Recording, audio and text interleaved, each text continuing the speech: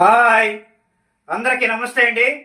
Friends, ఈరోజు నేను దొండకాయతో స్పెషల్గా క్యాటరింగ్ స్టైల్లో సరికొత్త ఫ్రై అయితే చేసి చూపిస్తానండి.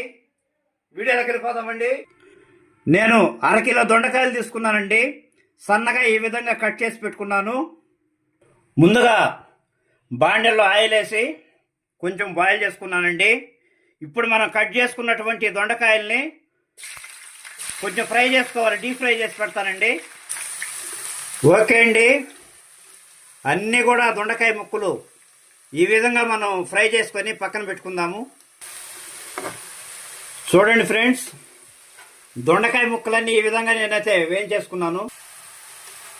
వేగిపోయినాయండి. ఈ నూనెలో కొంచెం కరివేపాకు వేయిస్తానండి. ఓకే అండి, ఆ నూనె వడగట్టేశాను. అదే బాండిల్లో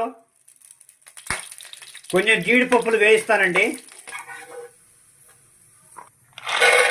అలాగే కొంచెం వేరుశనగ పప్పులు కూడా వేయించుకుందామండి. వేగిపోయినాయండి, తీసేసుకుందాం. ఇప్పుడు తాలింపు గింజలు వేయించుకుందామండి. 2 ఎండుమిరపకాయలు వేసాను. అలాగే ఉల్లిపాయ ముక్కలు, 2 పచ్చిమిరపకాయలు కూడా వేసానండి. కొంచెం పసుపు వేస్తున్నానండి. అలాగే కొంచెం సాల్ట్ కూడా వేసాను. ఓకే అండి, ఇప్పుడు మనం వేయించుకున్న దొండకాయ ముక్కలు అయితే వేస్తున్నాను. కొంచెం కారం వేస్తున్నానండి. కొద్దిగా ధనియాల పొడి అండి. అలాగే మనం వేయించి పెట్టుకున్న వేసిన పప్పు, జీడిపప్పు వేసేస్తున్నానండి. ఓకే అండి, ఇప్పుడు 1 కప్పులో 2 స్పూన్లు శనగపిండి తీసుకున్నాను.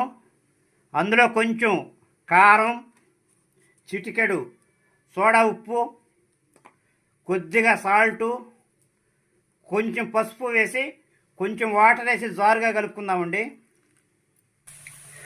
ఇప్పుడు మనం ఈ శనగపిండి కలుపుకున్నాం కదండి, ఈ విధంగా ఇందులో వేసేసుకుందాము.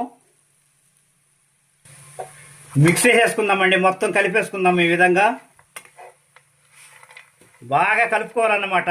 ఫ్రెండ్స్, ఎవరైనా మన ఛానల్ కొత్తగా చూస్తున్నట్లయితే దయచేసి ఛానల్ సబ్స్క్రైబ్ చేయండి, ఒక కామెంట్ పెట్టండి, మాకు సపోర్ట్ చేయండి. ఫ్రెండ్స్, ఇప్పుడైతే మనం కరివేపాకు యాడ్ చేసుకుందాము. అలాగే తరిగి పెట్టుకున్న కొత్తిమీర కూడా కొంచెం వేస్తానండి. కలిపేసుకుందాం ఫ్రెండ్స్. ఓకే అండి, మంచి